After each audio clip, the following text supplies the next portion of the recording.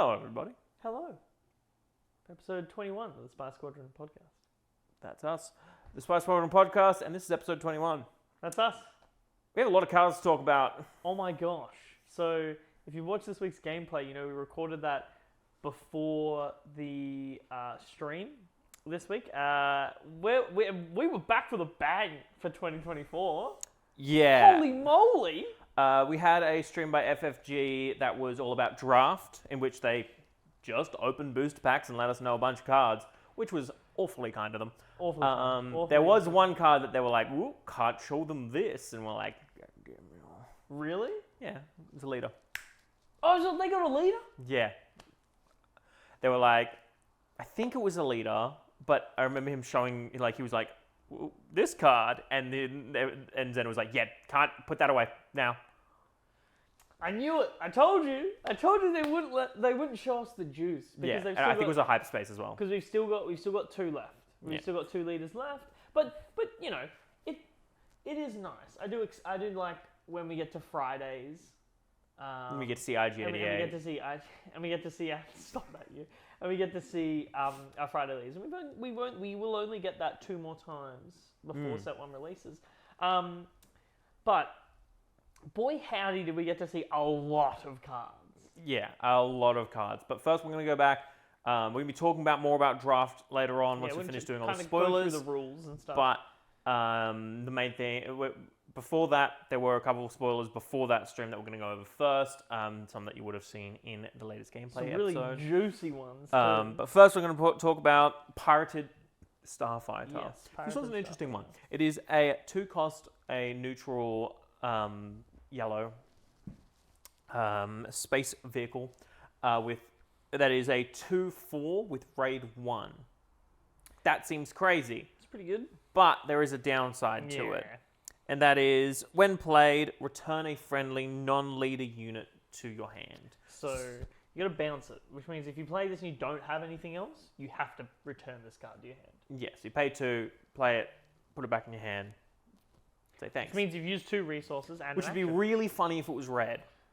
That would be really funny if it was red. It would be really funny if it was red. It would be really funny. But it's not red. And it is an interesting card. It is above curve, and above curve for space is quite above curve. It is the same stats as the Millennium Falcon. But it's sorry. One on attack. It is the same stats as the Millennium Falcon. Sorry, I forget about red one. But yeah, it is an interesting card. It is a card I think that is going to be used. I know a lot of people don't think it's going to be used. Yeah, I think I think this card is going to come back in set 3-4 when we have cards that are like when this leaves the battlefield. I mean, I think, and a bunch of stuff like that. I think it's already got like a couple of cards it works nicely with. Let's say for instance, Bodhi Rook. You play Bodhi, swing into something, kill it, play this bounce Bodhi back to play him again next turn to discard again. It works really nicely with Cantina Bouncer. Do the same thing where you can probably kill something with the Cantina Bouncer, then play this to bounce it, and then you've got a nice trading body in space. Anything that kind of has an on-play effect that is really powerful can actually be used with this to kind of relay that powerful effect. I think it's also nice to remove damage because it's kind of pseudo heal in the sense that, or even using it on something like a Fleet Lieutenant, right? You're like, okay, swing my Fleet Lieutenant, play this, bounce my Fleet Lieutenant. Yeah, play my Fleet Lieutenant. I think it's definitely a card that is overlooked because it has a downside, but I think if you can find a way to mitigate that downside, it can be quite a powerful card. Yeah, for sure, I agree. Run. I mean, like, I actually think there's a couple of neat things you can do with it. I overall agree with James and think that maybe this will be a later down the line card. I right now would probably give it a 2.5 out of 5 on the Spiceometer, but I do think that it has potential. Like, we already see that it has potential in set 1, which means obviously the more sets come out, the more stuff we get. Yeah, it's this card that's definitely not to don't just sideline it forever. Yeah. Like when I think when you come back to your yellow decks in a set or two's time, make sure you sit down and come back to Pirated Starfighter. Yeah. Now we'll talk about a card that is definitely awesome and cooked and very cool. Very good now, and will from what we've heard from the devs, very good in future sets as well. It's Force Throw. Very interesting card. Card's whack. So, choose a player. Any player. That could be me. That can be you. It can be me. It could be James. It could be the player. If He's you not leave, bad. you pick like some random person in your locals. You can go up to them and you go, you can't do that. You do have to be playing a game of Star Wars Unlimited against them. That player discards a card from their hand. Then, if you control a Force unit, you may deal damage to a unit equal to the cost of the discarded card. And all that for one cost. It is a one cost Neutral, aggression yep. neutral. And it's a force keyword too. So if we ever get a card that lets us search for force cards, This is a very cool card. this is awesome. Mainly for its This is sweet. versatility. Yeah, It is really interesting. Yes, you need to have a Force unit out but James, to get the full effect if of only it. there were force units at low cost. If only we had, I don't know, a 3-cost Yoda or a 3-cost Fifth Brother. If only there was a Kanan at 4. only. If only there were leaders with force like a Luke or a Vader. But I guess that's a pipe dream. It is quite easy to get a Force unit on the field. Easy. It's so And while yes, the first use of this is I use it on my opponent. My opponent discards a card. I get to deal an amount of damage, which whatever is they very discard. good. If you watch this week's gameplay, you will see that there's a game in there where I unfortunately only had things that cost 5. And James goes, let's see if you kept any low-cost cards. And I go, I completely forgot about Force Throw. And boy howdy, did my guy die. But also, you can discard your Pick own yourself. cards. Which you will also see if you go check out this gameplay. I won't spoil So- that one. You Force throw. You choose yourself. You discard a card from your hand and deal that much damage. It is very good. You can pitch and a lot. You could be all like, man, I do not like this card, so I'm just going to pitch a Devastator. or redemption. Yeah, literally just pitch a big cost card in your hand to kill pretty much anything. Like, oh, nice Boba Fett leader. For one. Yeah. Nice Boba Fett leader, I'll pitch my Mace Windu Yeah. and just kill it. Yep. It's pretty It good. is a very good card and one Yeah. that you should definitely be keeping an eye on as we move forward. Especially because force is a very relevant keyword, and we're only going to... They've said that we're going to see it in every set. Yeah, we're going to see it in every set. We're going to always have Force units to play around with as it goes on further. So that is definitely a card that is going to be at the top of people's radar. Yeah, I give this card a 5 out of 5. That I is- actually that think is it's really completely good. fair. I think it's wild. I think the fact that you can choose yourself and annihilate any card, or choose your opponent and starve them for resources and kill their units is pretty wild. Yeah. Moving on, we got some more trooper support. How's that? Little fella, little Vanguard infantry. Little dude. These are 1-cost neutral green 1/2 trooper. When defeated, you may give an experience token to a unit. It's not bad. It's not good. It's not bad. It's not good. It's there. I mean, like, if you really, really want to go hard on building whoops all troopers, this might be a card you see. It works well with cards like Heroic Sacrifice, which is what we're about to talk about next. But it's just kind of, it's a 1-cost, which is great, but then its stats really let it down. Yeah, I'd really like this to be a 2-1, I think. Yeah. I really feel like This that would have been a pretty good 2-1, I feel. Yeah, I feel like at 2-1 this card would have been decent. At a 1-2, I think it just kind of falls flat a little bit. Even if it had another relevant keyword, like if it was an Imperial, because you could buff it with Tarkin, you can buff it with other cards. Yeah, you can use Taj on this guy, but I don't know. For me, it's an interesting card, but I don't think you should really hold your breath on it. Like, if you're tossing up between this and another card, most of the time the safe bet is probably going to be the Yeah, I other. think it's one of those things where it's like, in theory, this is a good card, but the slots that it's fighting for just taken up by upper. yeah, there's just other cards you'd rather play, and It's not honestly, bad in playing draft. unless you have quite a good like a decent amount of draw in your deck, playing a bunch of 1-costs can be really tough unless you're running like a black 1 or some other draw mechanism. then it is going to be really tough being able to play a bunch of these 1-drops and then still have gas to continue on once they inevitably get overwhelming barraged. It's not bad.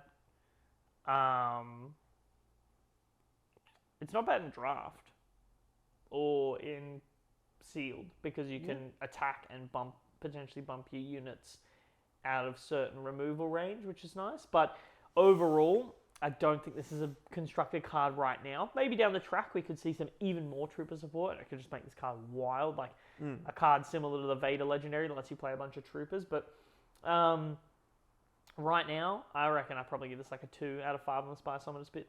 Just a bit mediocre. I think this is just one of those filler cards in the set.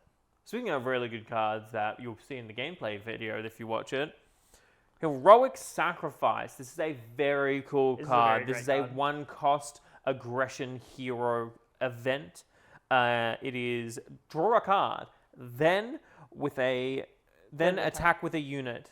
It gets +2/+0 for this attack and gains when this unit deals combat damage, defeat it. So essentially, swing with something, give it +2/+0, then kill it. Pretty good though. Very good. The card replaces itself. Has a cheap aggressive costing. Sure does. It's run in the colors that most hero aggro decks are running. It triggers cards like Four of Cores, and it gets extra damage in when you need it, and can trigger certain when defeated effects. For instance, the art on this card is K2SO, and funnily enough, it works really well with K2SO. Yeah, absolutely. Swing in for 6 into base. And K2SO dies, deal 3 more damage from 9. Deal 9 damage to the base. It's pretty great. Very great. And it's definitely a card that I can see being used in a lot of these burn decks for just extra damage. Just getting in there. But also for this kind of... much like it's a neat card because it can trigger Fighters for Freedom. Pay 1, swing with something. If you have multiple fighters out, they ping. And then you get to draw, and you get extra damage out. So it's pretty sweet. I like this card. I think it's really good. I love the artwork. We saw this artwork a while ago, and I originally thought it would be a K2SO unit art, but I think this really fits. Yeah, absolutely. So I like this card quite a bit. I think it's pretty solid, and I think one more thing to consider is just like a couple of the other cards we've talked about, it's only going to get better because in every set we'll see units that have when defeated or when attack. And this is just going to make those units better. So I give this card a 4 out of 5 on the Spy Summoner. I think it's really solid. Absolutely. All right, we're going to be moving into the draft stream now. And all of the cards that were revealed in that. There are a lot of them. We are going to try to make it pretty quick, but we love rambling, and rambling loves us. So off the bat, let's just say that we have the last 3 30 health bases. We got Kestro City, Chopper base for Kestro City for red, Chopper base for yellow, and then Capital City on Lothal for blue. They're all 30 health bases, just like Echo base. So that's that. We'll get that out of the way, and now we'll move into the first card. I would like to say that Chopper base and Kestro City are my 2 favorite arts on bases. So having them saved to last is really cool. Those are definitely 2 that I'm going to be arts that I'm going to be running over the Administrator's Tower and Catacombs of Kadera. Yeah, I think Catacombs of Kadera just doesn't even compare to the cool art of Kestro City. Kestro City looks really nice. The first card we're going to be talking about was the first. I know it was the first card revealed, but we're just going to go through cards that were revealed. It is a card, Traitorous. This is a really interesting card. This is a 5-cost neutral command upgrade. And I'm going to pull up my phone a little bit so I can read it verbatim so I don't screw anything up. When this upgrade becomes attached to a non-leader unit that costs 3 or less, take control of that unit. When this upgrade becomes unattached from a unit, that unit's owner takes control of it. The unit gets +0/+0. So no buff. Interesting card. James and I have different opinions on this card. Firstly, I would like to say that future-proofing. 3-cost non-leader. 3, do we get leaders deploy at 3? Please. That'd be wild. That would be wild for those who already hate aggro. I think for 5, this is a big investment. And I think that while there are some things that you can use it on, it isn't a card you should go out of your way to put in your decks. I feel pretty strongly that this is a sideboard card. I think it's not bad, but I think that it's not something I would personally put into a deck straight away or build around, just because I think 5 is a big investment, and yeah, there are targets we could use for it, but it just depends. Me, on the other hand, I love taking control of my opponent's stuff. He does love it. He runs a Change of Heart, one of every yellow deck. Sure do. Hey, there's people who run 3 of in every single yellow deck. Yeah, but they commit. They're like, I'm gonna do it. I'm gonna change. I'm gonna build a green yellow deck that's just like 3 Traitors, 3. Steal everything. Steal Traitors, 3 Change of Heart. You're gonna Traitors and then follow it up next turn with a Change of Heart. That's pretty good. Yeah. The thing is, this card. Okay, so this card costs 1. Like you might be saying, this card costs 1 less than Change of Heart, and only does a 3 cost. It's not temporary. It's not temporary. Absolutely. You just have that. Yeah, and unless they are in red and have that upgrade removal, yeah, which just for now, if going by the meta currently as of recording this video, red is prominent, but red upgrade removal isn't. Yes. Red aggro is, and they don't run that upgrade removal. And other than that, we're looking at yellow green, blue green. That seems to be the place people are leaning towards. So, and even in the red blue Vader deck that I have, I don't really have upgrade removal because I just run removal. Yeah, so, I think personally, this card gets better with upgrades, right? Because you get to keep those upgrades attached to the unit when you take control of it. Yeah. So Yoda with a Jedi lightsaber is very common at the moment in those blue-green decks, blue-yellow decks, mono-blue decks, if you really want to. Blue-red is the other one. Hero blue. You put a lightsaber on Yoda and make him a 5/7 that on attack, -2/2 restore is pretty good. And it's hard to deal with, and this is a card that just not only deals with it, but also, like, I've seen people use Vanquishes on this on this Yoda. Yeah, and for sure. Why not just have it instead? And it costs the same as a Vanquish. Yeah, it's one of those cards that I think is going to probably not be great in set 1, but I think as upgrade decks come out, and we get this situation where maybe Grand Inquisitor becomes really good and is trying to play Fifth Brother and put a Fallen Lightsaber onto him, and you go, all right, I'll have that. That's mine now. Thanks. Yoink. Yeah, I can see that. I think, I just think, yeah, right now it's a lot, but I actually do think it has its merits pretty heavy as a sideboard card. Like, I wouldn't main deck it, but I would run it in the sideboard, because I think as like a solid 2-of if I'm in a green deck, and I come up against a deck that's like, cool, Fifth Brother, cool, Yoda, I'll just steal it. Yeah, and I definitely think it's a card not to sleep on. I think that's just like the end of the line, what I'm going to say about it. And I definitely think you're going to be seeing it in decks coming up on the gameplay channel, and much to oh boy, his disappointment. Please no. I will give that card a 3 out of 5. That's by some of it. You know what Sabine needed? Early game direct damage.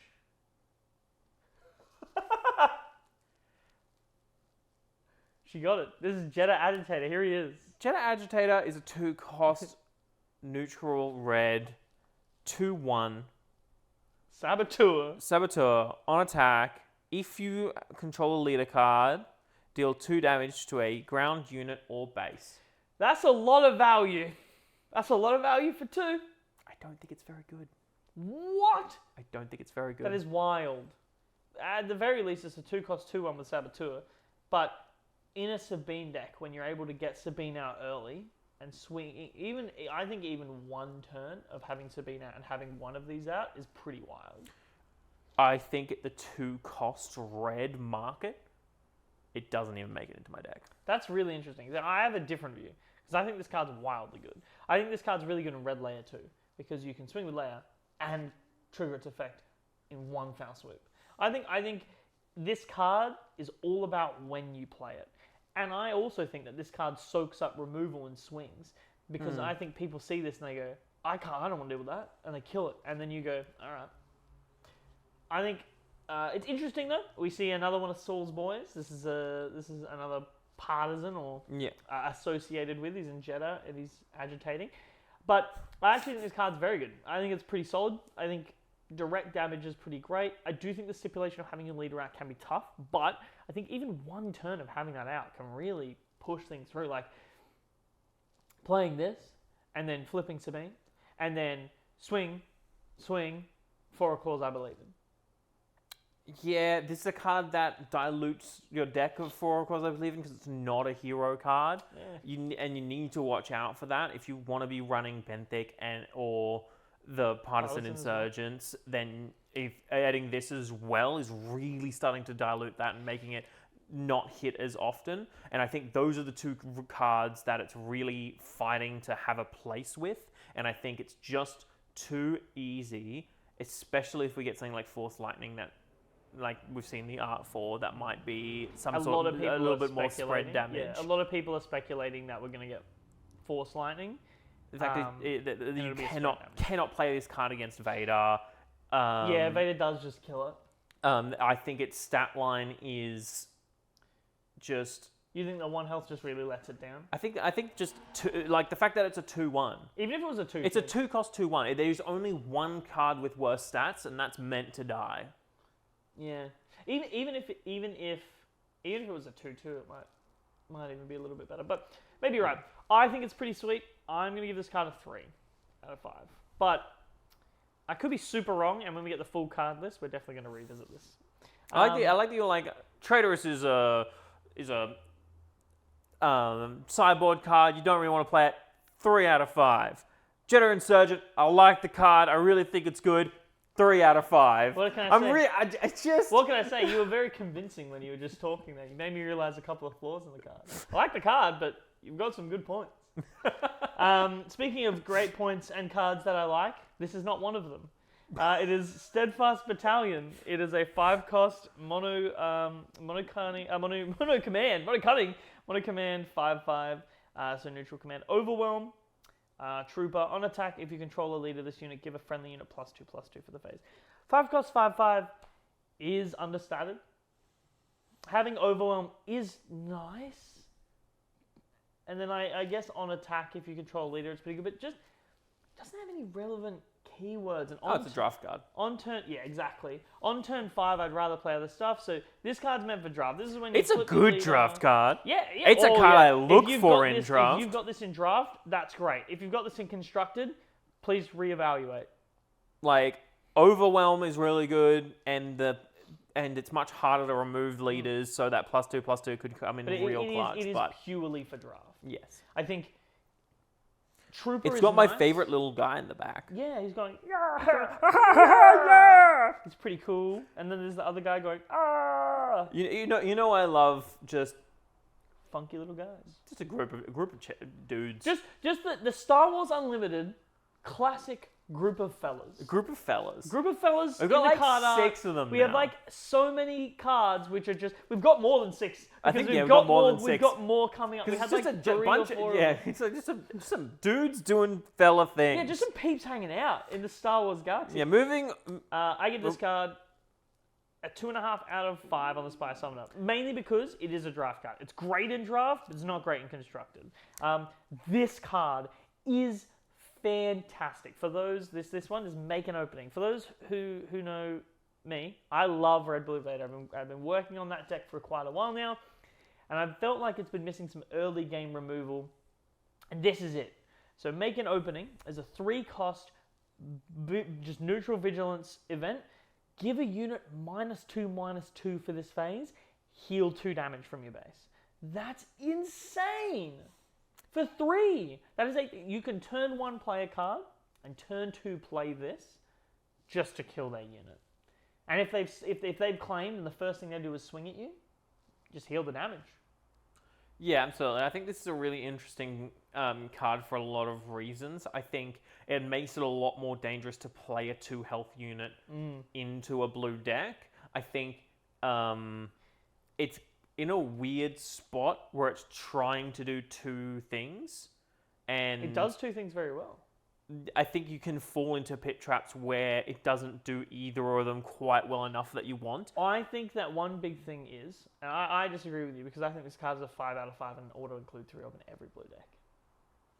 I think I would definitely I would probably run 3 of this in a lot of blue decks, but I don't think, I think it's so the way I look at it is, you can trade up easier with this card. You can anti-aggro easy with this card. The only pitfall I can see people getting stuck in is going, oh, but if I use it now, I don't get the heal.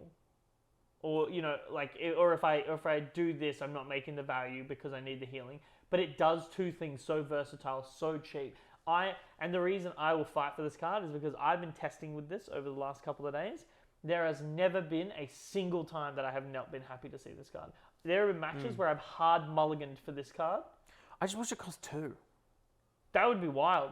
That would be insane. I am 3 is fair costed. There have been, genuinely, I've played against people with this card, and they've gone, that's ridiculous for 3. Because you got to remember, at 3, when you hit 7, you can get a 7 health unit, and you can play this and play takedown.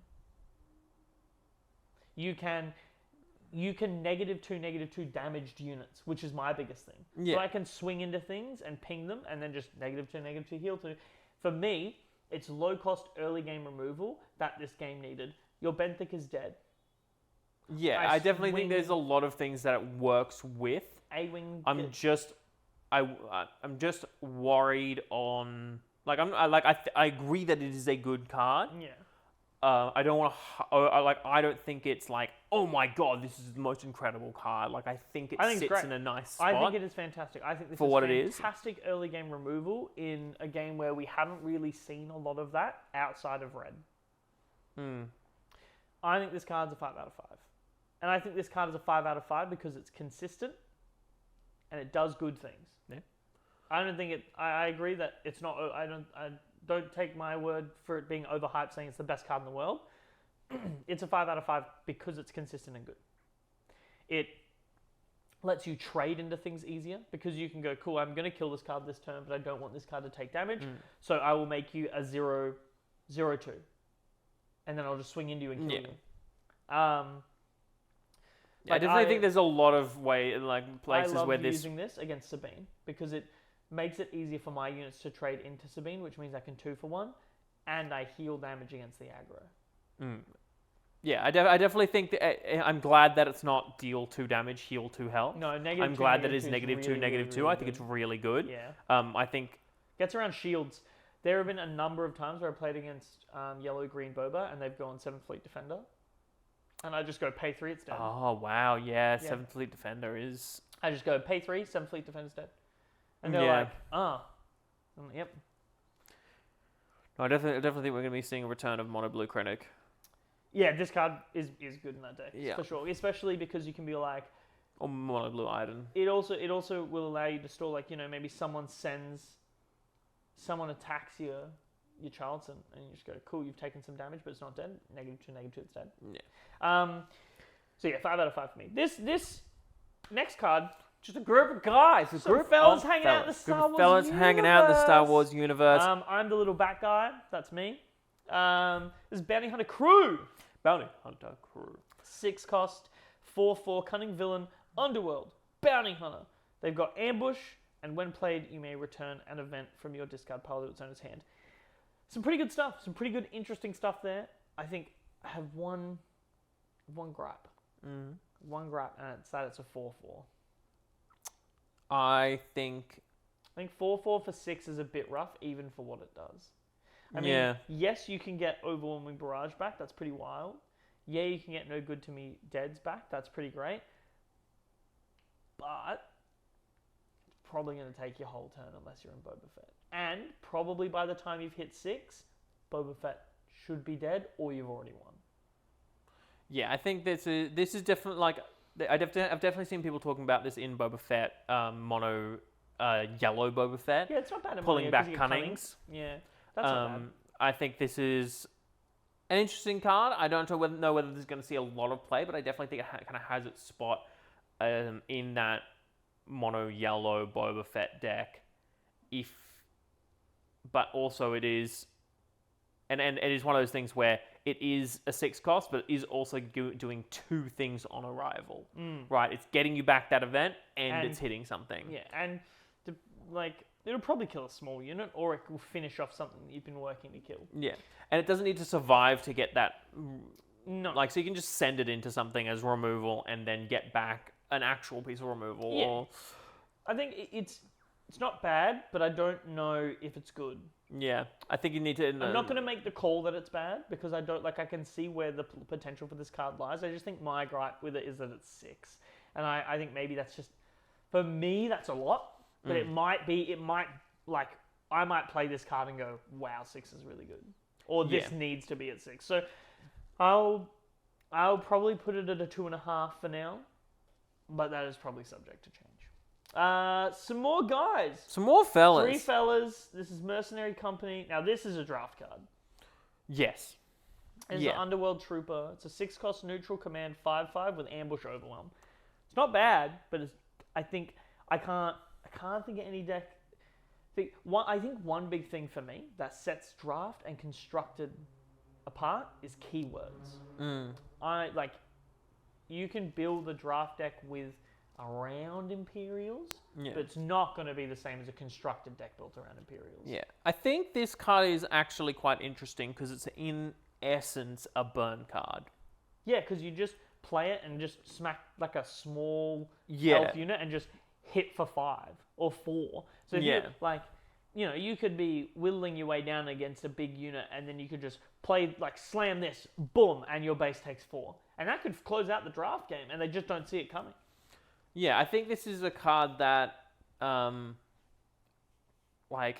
has a few really interesting things going for it. I think it's one of those weird things where at the beginning I said there would. I have, if you go back through the episode, I have said that there wouldn't be a card with Ambush and Overwhelm but that was before the burn came through and we realized how much burn there was in the game. There's a lot of burn in this game. Because I remember when we first started talking about the game, you were like, Vader's very good. And I was like, yep. And then you were like, it'll be interesting to see if we get anything more than this, because with the current card pool, I don't know how, we'd go around it. Yeah. We've managed to get more burn, and right now that burn is proving to be very good.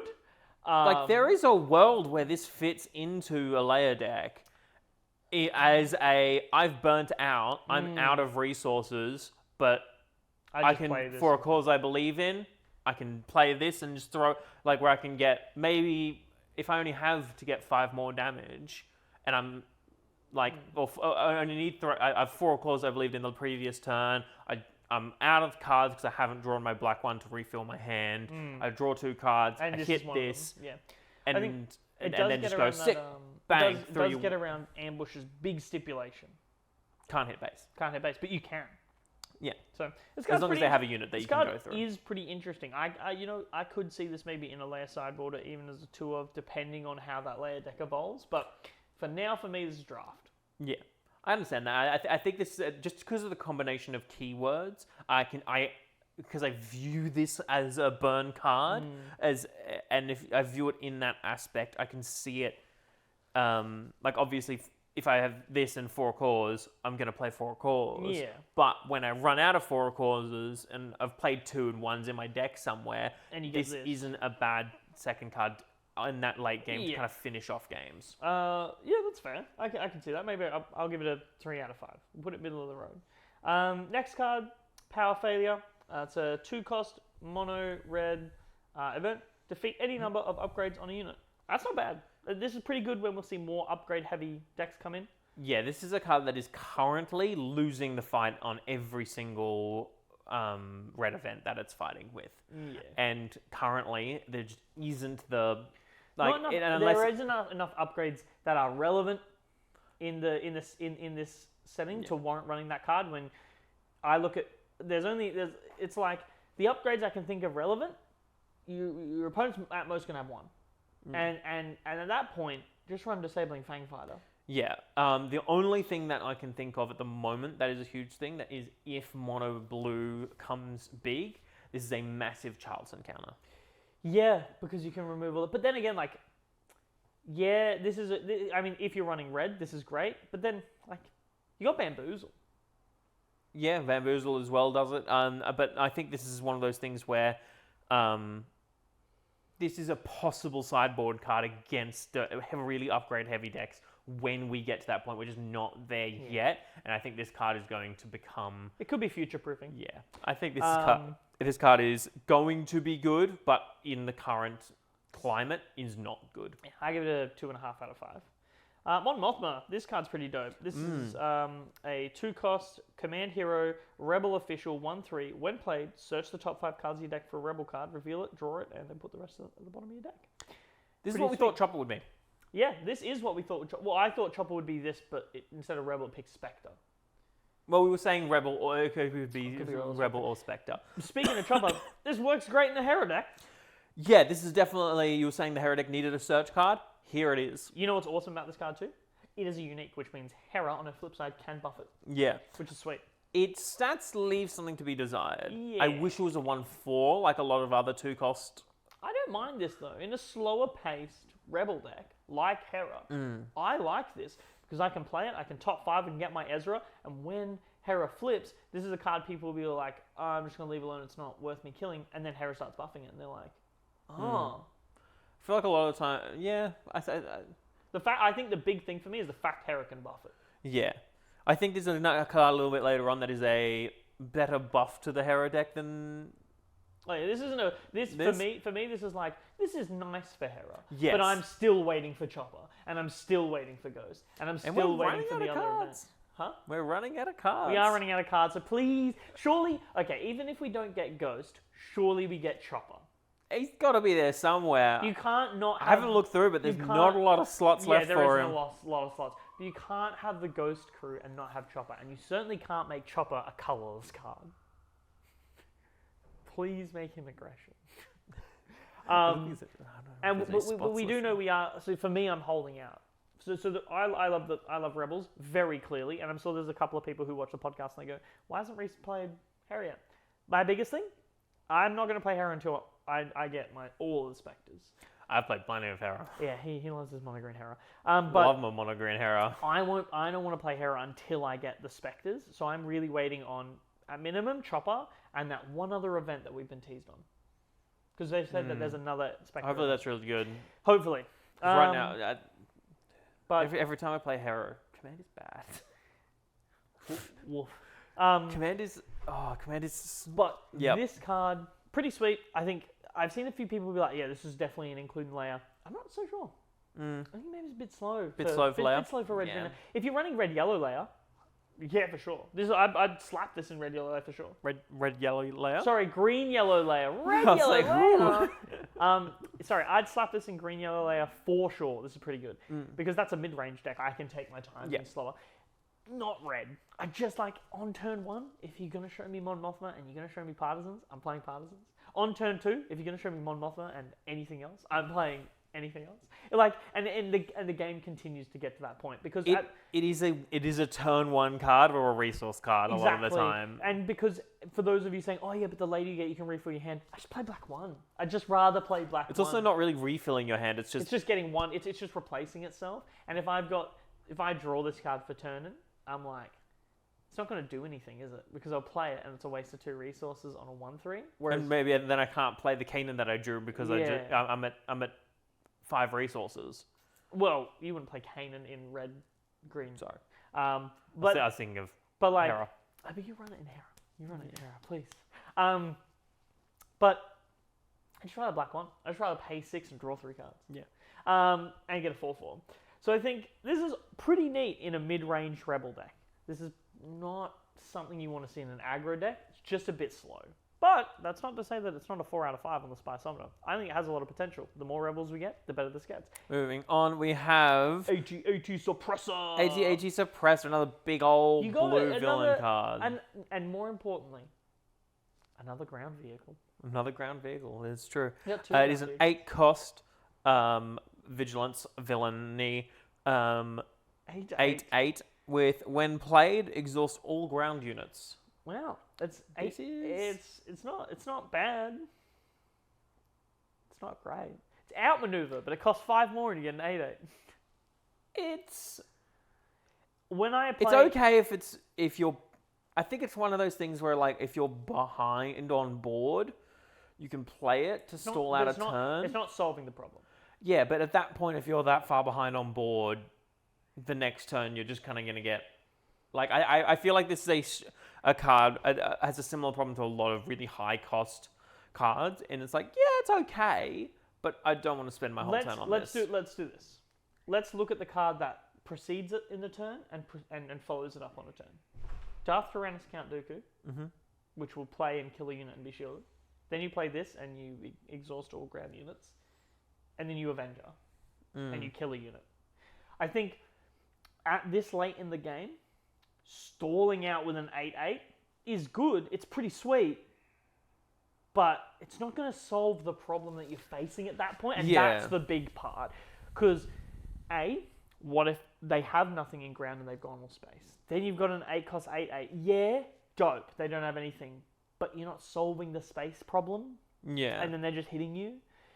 If you are playing this and you're ahead, then you've probably already won, and this is a win more card. I think it's just one of those weird slots where I know, because I played a lot of blue villain control with Vader, that I just wouldn't find a slot for this. When I'm at that point late in the game, my opponent's playing huge units and I'm playing huge units, and my job is to kill them so that I don't get behind.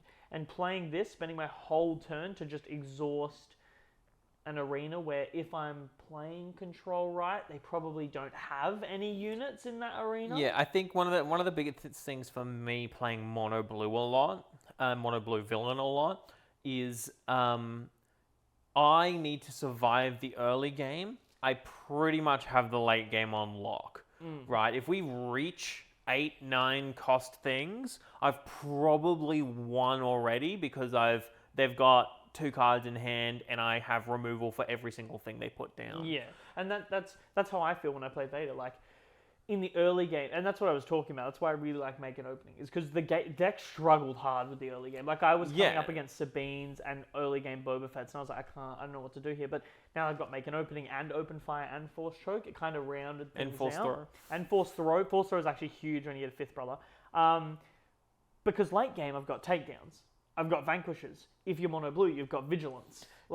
You've got Charleston's. You've got Darth Tyrannus. You've got Avengers. So there's not anything you're really scared of once you hit that. Like once you hit turn 6 and you're mono blue and you're like resourcing to your 7th resource, you're kind of like, cool, I've got this.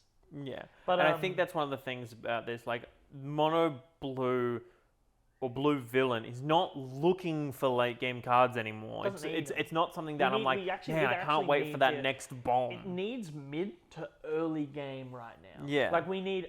I personally think Inferno 4 was sweet, but we now need a ground turn 1 play for blue villain. Yeah, because don't Inferno think 4 we have any more slots for that. Ooh, rough gig. I think there's another 3 cost coming. Okay, that's not bad either though, because I like honestly, turn 1 Inferno 4 and a turn 2 that's not Death Trooper. It's probably going to be pretty good. I mean, Del Miko is a sweet turn 2.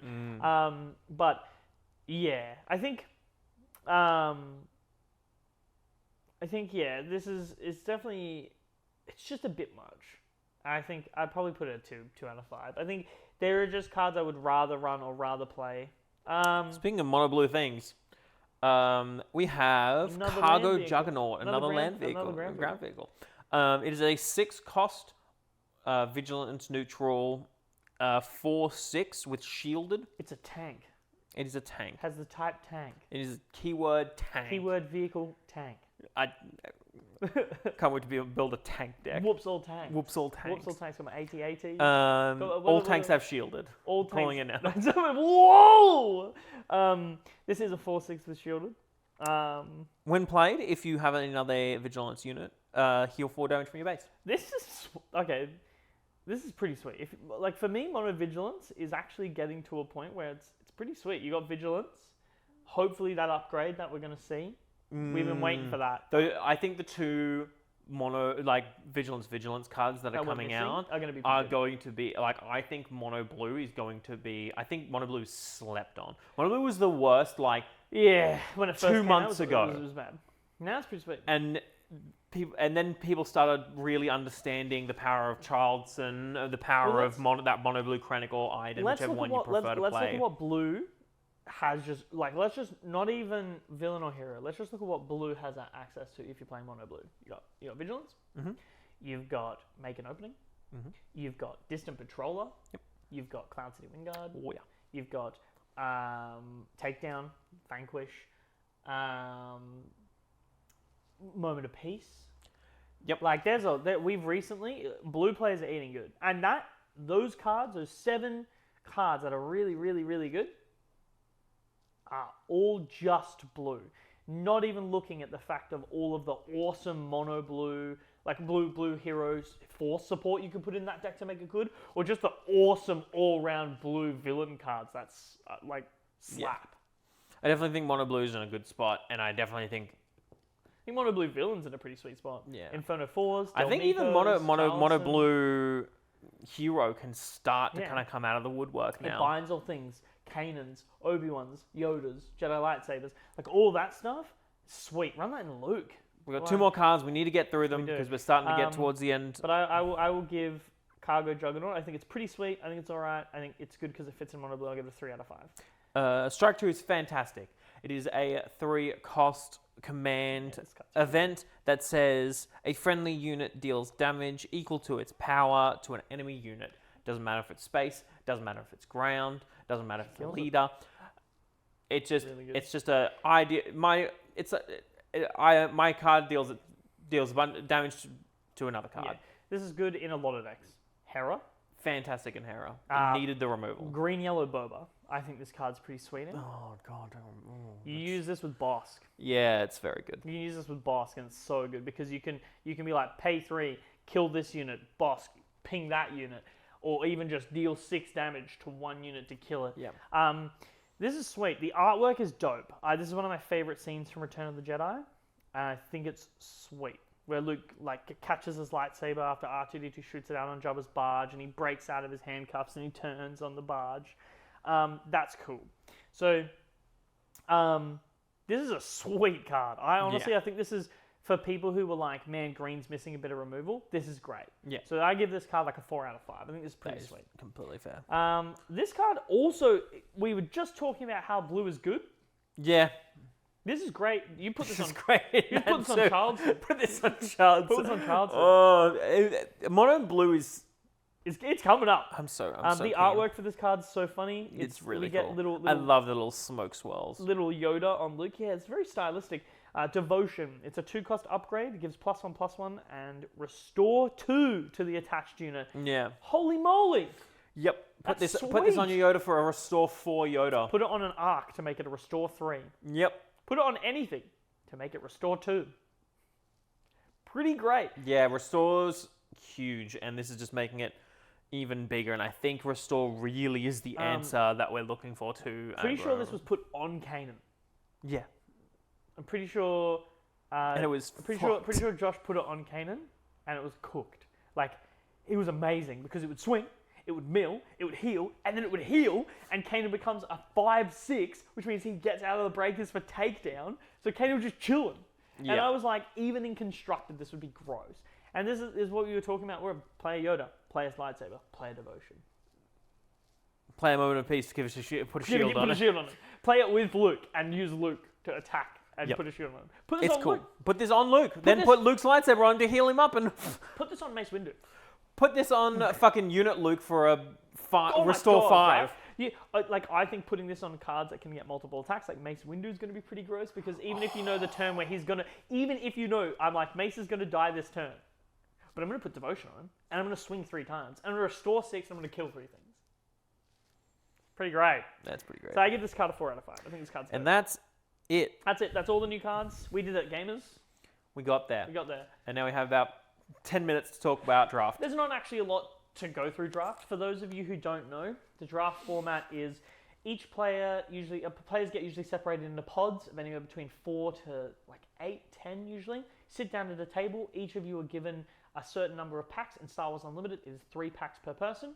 How the game works is usually open. You look at the cards in your pack. You pick one card, and then you pass that pack along to the person next to you. And you repeat this cycle until you've opened all 3 packs and taken all cards. After this, you then are able to build a deck from that.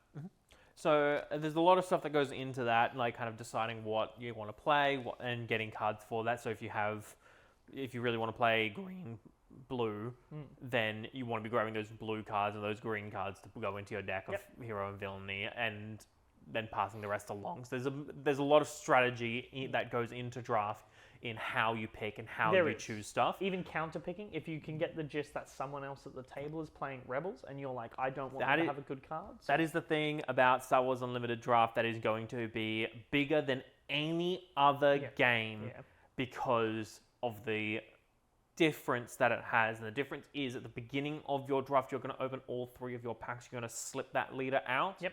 And you're going to draft those 3 leaders. It's like a leaders. mini draft. It's a mini draft before the draft. Everyone should end that with 3 leaders. Yep, and those are open. Yep, that's public knowledge. Yep. Everyone knows what leaders you take. You don't have to. So when you draft traditionally, you can take the card and put it face down. But leaders are double-sided. So in this game, it's open. So one thing that James and I were talking about that people might get stuck on. Before you start, do not take the cards out of the pack. Do not look through the cards. You just want to take the leader out. Just slip it out. Even Tyler was like, look how we've made the packs. You can just pop it open and pull the leader out. How good's that? And so you remove all 3 leaders, set your packs aside, and then you look at them. You pick the one you want passed along. In draft, because there's bases in the deck in the things as well. Once you actually start drafting, you take the base, you throw it in the middle, and then everyone just picks the color base they need. Yeah. Bases are open. You can bring your own if you really need to. Yeah.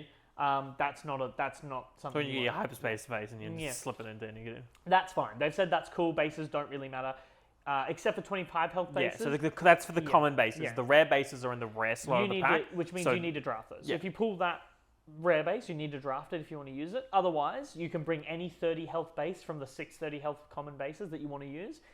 Whip it out of your folder if you've got a cool hyperspace foil, chopper base, whatever. But the leaders and rare bases are the interesting part. You will have to use one of those 3 leaders you get. That's public knowledge. So if I know James really likes Mono Blue Villain, and I don't want him to be able to play that, I'm going to pick the Iden.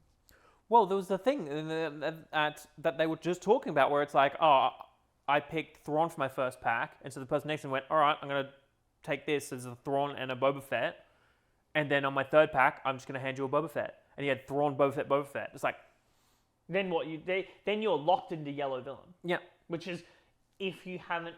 It's really interesting, and it's going to add a next level of skill, and it's going to be super fun to draft. Even if you don't care about counter drafting people or whatever, this game is built for draft, which means it's going to be fun to draft. And yeah, like this extra little layer of draft is going to be so cool to look and what people come up with and all the strategies that come along with that. The great thing is I think they've done it in a really good way where they've made draft where you can play draft skillfully and competitively, but you don't have to for it to be fun. Yeah. You can still sit down and go, I'm just going to play this, and then go, whoa, look at this cool combo I found. And if you do want to get that, I'm going to counter pick, I'm going to do some really cool heavy drafting, then you can do that too. And I think it's great. 30 card deck, standard base health, everything like that. Everything else is the same, except you can have as many copies of a single card in your deck instead of just 3. So if you do come across like 4 Jedi Agitators or whatever, you can do that. Yep. But that's kind of how that works. So I'm very excited. I think it's going to be so sweet. It explains why we have the breakdowns we do in terms of uncommons, rares, and legendaries having higher dual aspect ratios versus commons, because naturally we get 9 commons in a pack versus the rest. So that just means we're going to have a more well-rounded drafting experience. Yeah, I think this is really cool as so well, because if you open a showcase, you get to keep that showcase, and you don't it's not like it's one of those things where it's not necessarily can be like, oh, I got a showcase and a legendary. Yeah, so do I have if you are someone who is like, you open that and you're like, man, I really don't want to have to pass this along. Don't worry, you can open it and go, whoa, showcase, keep that. And then when you open the same packet of a legendary, whoa, keep that legendary. Like, lucky you. Can't wait for that one person who gets 3 legendaries And a showcase Yeah, in that's- one pack. At that point, you just ask everyone if you can pay them out. You just be like, look, guys, I'm gonna level with you.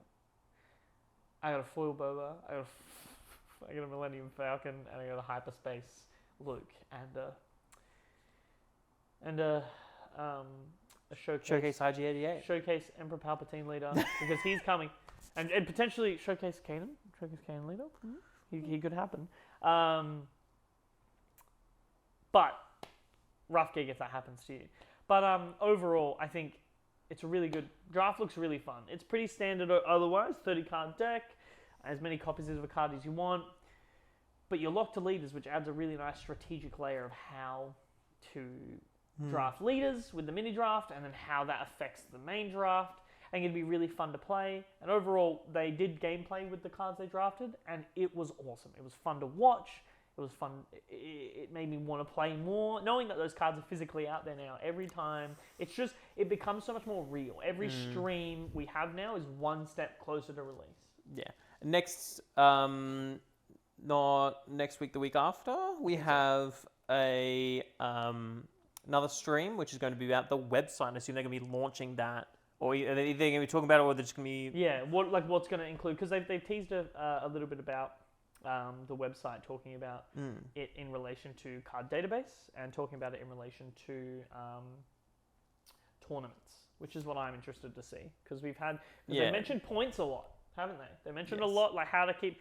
We need some way of keeping track of that. So yeah, that'll be on the website. You make an account or something like that. They will have a deck builder on there. It will be interesting to see whether it's better than SuDB or whether we just kind of keep using SuDB. I love SuDB. Yeah, I love SuDB too. So it's gonna be a tough sell for me to move to a different deck builder. I mean, I love Star Wars Unlimited, but SuDB's got a good. SuDB lets me just copy my whole deck and paste it into Force Table.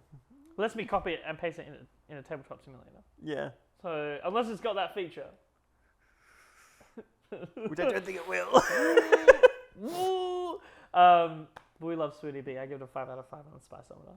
I give it a 6. I give it a 6 out of 5. 6 out of 5. We don't even have a graphic for that yet. But I think that's all the time we have for this episode. Yeah, we're very excited to see where draft goes. We didn't talk too in depth about draft on account of lots of cards, but also we didn't get much more information. There was only like 2 things we really wanted to find out. Yeah, I think what one of the big things about draft is you really need to play a couple drafts to kind of learn. Once you've got it, draft meta is a whole different meta to like game meta. So once we've had a couple drafts and all that, we will definitely have another episode talking about what it's like to draft set one of. We're definitely going to have an episode where we discuss draft meta, and we'll have a lot of episodes discussing constructor meta because that's going to be our main line of play. But we are definitely going to have episodes talking about draft metas and things like that. I am very excited for draft side events and everything like that. I think the draft meta in this game is going to be so good because, unlike a lot of other games where they design chaff cards just to fill out the lineup, Star Wars Unlimited goes cool. Our cards that aren't good in constructed are going to be good for draft. So either you play draft and you have a whole pool of good cards, or you play constructed and you have a whole pool of good cards. So seems like good game design to me. Yeah, I'm very excited. But thank you guys so much for watching. Check out the gameplay video. It's the first best of 3. It is. It was very fun to record. I think it was a good choice to do that moving forward. So go check that out. Yeah, check that out, and we will see you next week. Bye.